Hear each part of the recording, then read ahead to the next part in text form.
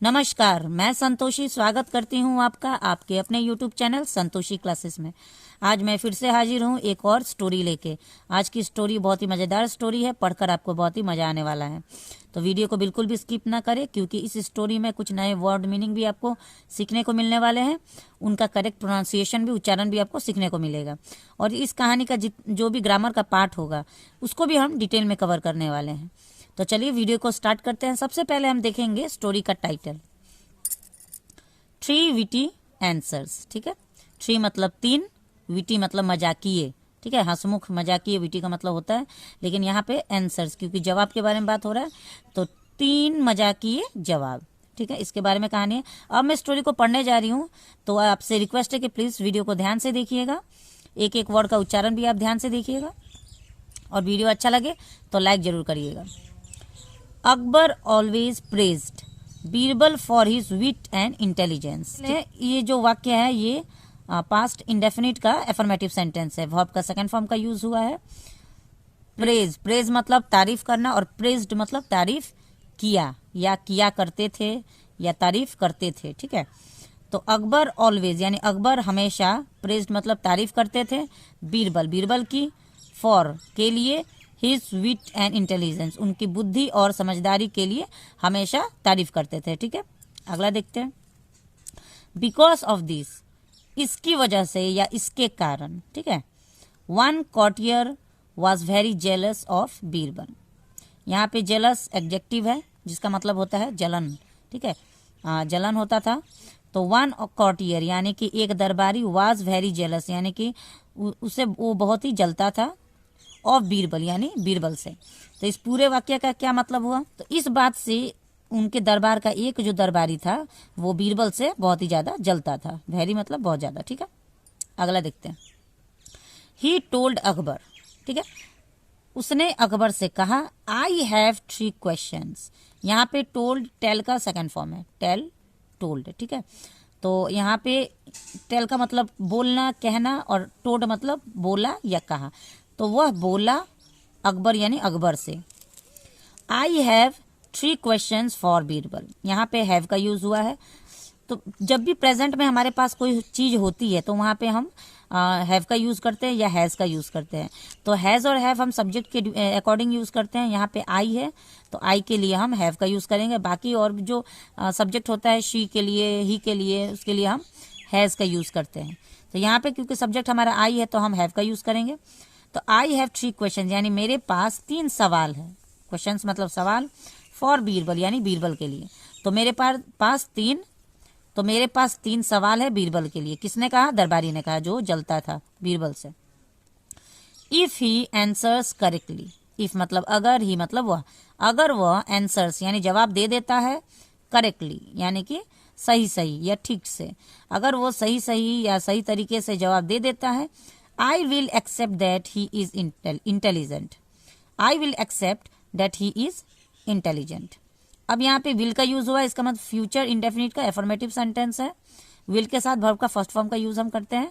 ठीक है, तो I will accept का मतलब होता है कि मैं ये मान लूंगा, accept मतलब मान लेना, मैं ये मान लूंगा that कि he is intelligent कि वह बुद्धिमान है, समझदार है। ठीक है, अकबर एग्रीड, अकबर मान गए। एग्री का ये सेकंड फॉर्म है एग्रीड, तो अकबर मान गए। एग्री का मतलब मान जाना, एग्रीड मतलब मान गए। ठीक है, द जेलस कॉटियर आस्क्स बीरबल। अब जिसको जलन था, ठीक है, जेलस कॉटियर मैंने जो दरबारी, जिससे जो दरबारी था जो जलता था, आस्क बीरबल या बीरबल से पूछते हैं। ठीक है, आस्क यहाँ पे आस्क का सेकंड फॉर्म है। आस्क मतलब पूछना और आस्क्ड मतलब पूछे। तो जेलस दरबारी जो जलता था वो पूछा बीरबल से, where is the centre of the earth. ठीक है, अब ये देखिए, ये प्रेजेंट इंडेफिनिट का इंटरोगेटिव सेंटेंस है। तो इंटरोगेटिव सेंटेंस की पहचान हम कब करते हैं?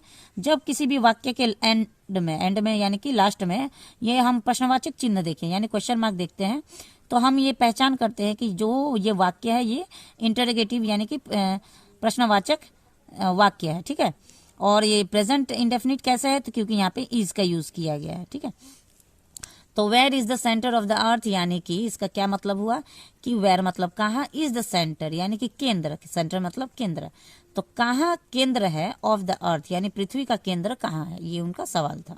पहला सवाल था। बीरबल सेड, बीरबल ने जवाब दिया, my home is the centre of the अर्थ। उनका क्या जवाब हुआ? माई होम यानी मेरा घर, मेरा घर is the centre of the earth यानी कि मेरा घर ही पृथ्वी का केंद्र है। बहुत ही बढ़िया जवाब दिए।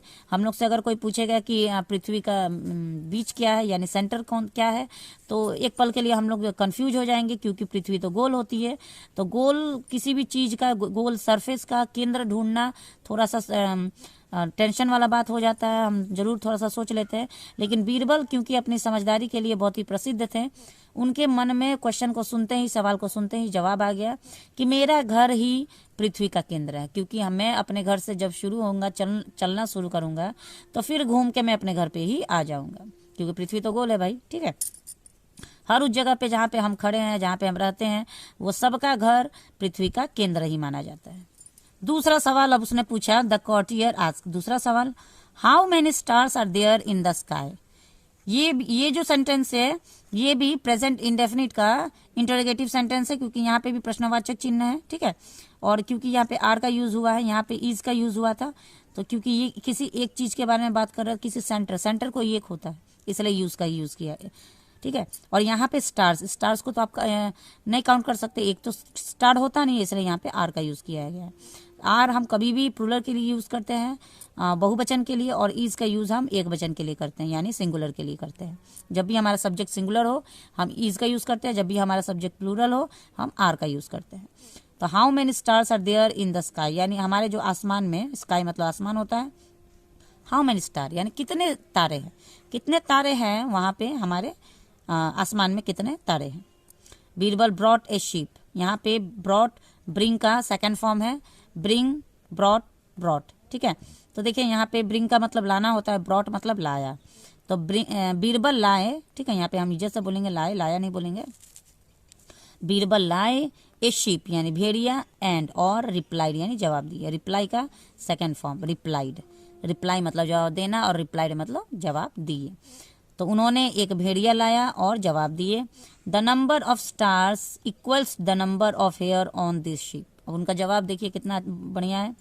द नंबर ऑफ स्टार्स यानी कि जो तारे की संख्या जो तुम पूछ रहे हैं, वो तारे की संख्या इक्वल्स यानी कि बराबर है द नंबर ऑफ हेयर यानी बालों की संख्या के बराबर है, ऑन दिस शिप इस भेड़िए के, यानी कि इस भेड़िए के बाल की संख्या के बराबर ही आसमान में तारों की संख्या है। काउंट दैम योरसेल्फ, आप खुद से उसे काउंट कर लीजिए, आपको खुद पर खुद पता चल जाएगा कि आसमान में तारे कितने हैं, है ना। बहुत बढ़िया जवाब है। चलिए आगे देखते हैं। Taken aback by the prompt replies. अब देखिए टेकन अबैक, अबैक का मतलब क्या होता है कि बैक टू बैक, हम बोलते हैं ना बैक टू बैक, यानी कि एक के बाद एक, तो एक के बाद एक प्रॉम्प्ट रिप्लाईज यानी कि एक के बाद एक शीघ्र उत्तरों से वो चकित हो गया। ठीक है, ये तुरंत हम जवाब क्वेश्चन पूछ रहा है और तुरंत बीरबल आंसर दे रहे हैं, तो निरंतर लगातार क्वेश्चन पूछने के बाद तुरंत के जवाब सुन के वो चकित हो गया। द जेलस कॉटियर आस्क्ड, अब उसका तीसरा सवाल उसने फिर से पूछा कि वो जेलस है क्योंकि वो जलने वाला है। ठीक है, जलनखोर भी हम बोलते हैं ना, देहाती भाषा में बोलते हैं जलनखोर, तो वो जलनखोर भी बोल सकते हैं। जलनखोर दरबारी आस्क मतलब पूछा। How many man and women, यहाँ पे देखिए मैन MEN, यहाँ पे मैन का स्पेलिंग MAN होता है। अब आप सोच रहे होंगे कि यहाँ पे MEN क्या है, लगता है कि बुक का ये प्रिंटिंग है, मिस्टेक है क्या कि ये MAN को MEN बना दिया है। तो मैं आपको बता दूं कि जब भी हमारा मैन यानी कि पुरुष, किसी सिंगुलर के बारे में हम बात करते हैं, किसी एक मैन के बारे में बात करेंगे, वहाँ में हमारा मैन का स्पेलिंग MAN होता है, और जब भी हम एक से ज़्यादा पुरुष के बारे में बात करेंगे स्पेलिंग MEN होता है। ठीक है, और देखिए वुमेन के साथ भी सेम प्रोसेस है। अगर किसी एक औरत के बारे में बात हो रहा होगा तो WOMAN होता है, और एक से ज़्यादा औरत के बारे में बात हो रहा होगा तो WOMEN होता है। ठीक है, तो ये उम्मीद है मुझे ये आपको क्लियर हो गया होगा, स्पेलिंग मिस्टेक नहीं है, ये सिंगुलर और प्लूरल में ये स्पेलिंग होता है। हाउ मैनी मैन यानी कितने पुरुष है, एंड वुमेन यानी महिलाएं हैं, are there in the world हमारे संसार में, हमारे इस दुनिया में कितने मैन यानी कितने पुरुष और कितनी औरतें हैं, ये उसका तीसरा क्वेश्चन था। टू दिस, इस पर मतलब इस क्वेश्चन पर बीरबल रिप्लाइड यानी बीरबल ने जवाब दिया। The exact number the exact number can be reached, यानी कि एग्जैक्ट नंबर का क्या होता है, सटीक संख्या, ठीक है, प्रॉपर सटीक संख्या। जो आपने क्वेश्चन पूछा कितने पुरुष है और कितनी महिलाएं हैं, तो इसका सटीक संख्या अगर आपको जानना है तो ये तो कैन का मतलब होगा, यहाँ पे कैन का यूज हुआ है, इसका मतलब सकता, सकती है, सकते का सेंस आएगा। तो देखिए हम ट्रांसलेट करके देखते हैं। सटीक संख्या कैन बी रीच्ड यानी पहुंचा जा सकता है या पाया जा सकता है only if all the jealous people of the world including you are left out, ठीक है। ये देखिए ये कोटेशन मार्क के अंदर में है, यानी कि उनके द्वारा कही गई कथन है। डायरेक्ट स्पीच है जिसको हम कोटेशन मार्क के अंदर में डालते हैं, इसको हम डायरेक्ट स्पीच बोलते हैं। तो exact number can be reach यानी सटीक संख्या पे हम तभी पहुंच सकते हैं ओनली, सिर्फ, इफ अगर, ऑल द जेलस पीपल सारे जलनखोर लोग, ठीक है, जहाँ सारे जलने वाले लोग, ऑफ द वर्ल्ड यानी इस संसार के, इंक्लूडिंग यू और आप भी उसमें शामिल है, आर लेफ्ट आउट, सब यहाँ से इस संसार को छोड़ के निकल जाए या यहाँ से निकल जाए तो हम सटीक संख्या का पता लगा सकते हैं। अकबर चकल्ड इन, अकबर चकल्ड का मतलब होता है ठठाना, ठीक है, जैसे हम हंसते हैं ना तो ठठाके मार के हंसते हैं तो उसी को हम चकल्ड बोलते हैं। तो अकबर जोर जोर से हंसने लगे, एक प्रकार से ऐसे भी हम कह सकते हैं, अकबर जोर जोर से हंसने लगे। इन अम्यूजमेंट, अम्यूजमेंट मतलब मस्ती में, ठीक है, तो मस्ती में वो जोर जोर से हंसने लगे, ठठाके मार के हंसने लगे। एंड ऑर्डर्ड और उन्होंने आदेश दिया, ऑर्डर मतलब आदेश देना, ऑर्डर्ड वर्ब का सेकंड फॉर्म है ऑर्डर का, ऑर्डर का मतलब आदेश देना और ऑर्डर्ड का मतलब होता है आदेश दिए। तो उन्होंने आदेश दिया, अकबर ने, राजा ने, द जेलस कॉर्टियर यानी वो जलनखोर दरबारी को आदेश दिए, टू लीव एट वांस कि तुरंत तुम यहाँ से निकल जाओ, यानी तुरंत यहाँ इस जगह को छोड़ दो। लीव, लीव का मतलब होता है छोड़ना, एट वांस तुरंत, ठीक है, तो तुम तुरंत इस जगह को छोड़ के निकल जाओ। ये आदेश अकबर ने उस जलनखोर दरबारी को दिया, बीरबल पे आरोप लगाने के या बीरबल से जलने के आरोप पर, ठीक है। तो ये थी आज की हमारी स्टोरी, बहुत ही छोटी स्टोरी थी, ज़्यादा लंबी स्टोरी नहीं थी। आपको तो मज़े मज़े में आपने वीडियो ख़त्म कर दिया होगा, लेकिन ये हमारे निजी लाइफ में भी होता है, हमारी रियल लाइफ में भी ऐसा होता है कि अक्सर हम जो काम करने वाले होते हैं या हम जो काम करते हैं उससे हमारे आस पड़ोस के लोग, हम कहीं भी जाएँ, हम कहीं जॉब करते हैं वहाँ पर भी ऐसे लोग होते हैं, हम जहाँ रहते हैं हमारे घर में भी ऐसे लोग होते हैं, मतलब आप कहीं भी अगर जाएँ ना तो वहाँ पर जलने वाले लोगों की कमी नहीं होती है। तो जलने वाले लोग से परेशान नहीं हो, उनका मतलब सामना करना सीखिए कि कैसे उनके हर वार को आप सामना कर सके और उनका हर वार को आप काट सके। ऐसा नहीं अगर आप करना सीखिएगा तो आप कहीं भी देश के किसी भी कोने पे नहीं जी पाइएगा, ठीक है, आपको हर जगह परेशानी का सामना करना पड़ेगा। तो जलनखोर लोगों से दूर रहें, बच के रहें, थोड़ा दूरी बना के रहें, लेकिन अगर फिर भी वो आपके सामने है तो उनसे निपटने का उपाय आपको सीखना होगा।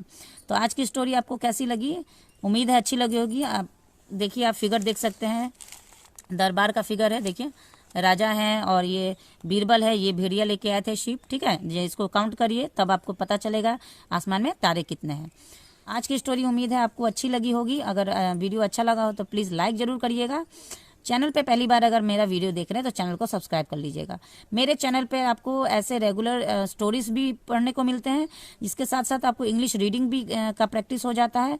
और इसमें मैं टेंस भी आप लोग को बताते जाती हूँ, जैसे कहाँ पे आपका वर्ब का फर्स्ट फॉर्म है, कहाँ पे सेकंड फॉर्म है, कहाँ पे थर्ड फॉर्म है, किसका फर्स्ट फॉर्म क्या होता है, सेकंड फॉर्म क्या होता है, कौन से टेंस में कौन सा वाक्य है। तो ये सारी बात अगर रेगुलर आप मेरा वीडियो देखते रहेंगे तो आपको धीरे धीरे इंग्लिश पढ़ना और लिखना और बोलना आने लगेगा। तो रेगुलर प्रैक्टिस से ही हम इंग्लिश सीख पाएंगे। तो मेरे साथ बने रहिए मेरे चैनल पर, और मिलते हैं नेक्स्ट वीडियो में एक और इंटरेस्टिंग वीडियो के साथ। तब तक के लिए thanks for watching the video and have a nice day.